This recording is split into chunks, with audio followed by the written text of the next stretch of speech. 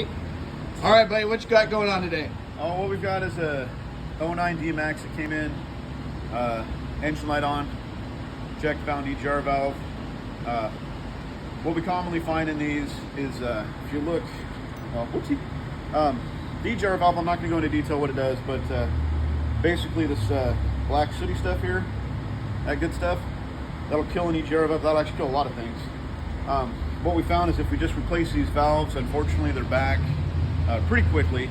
And what it ended up being is this guy is your EGR cooler, kind of like a radiator, kind of like a heater core. It's a heat transfer. Now what happens is this guy becomes gummed up, this guy gets gummed up, this guy can't cool this guy, and then you're back for repeat repair on the EGR valve.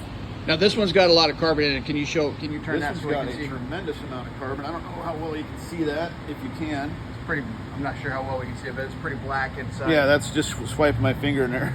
Gotcha. What happens is we either have to replace these, which we can't seem to find them locally, or we send them out and get them cleaned, kind of like Gotcha. you used to do with your old radiators. Once we get those cleaned, I mean, you can just see holding that thing is nasty. Once we get them cleaned, they last a lot longer, and it's just a better quality repair. Gotcha.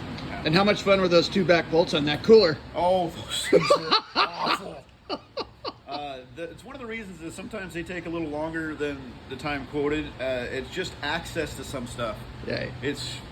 We're not at the factory building these things.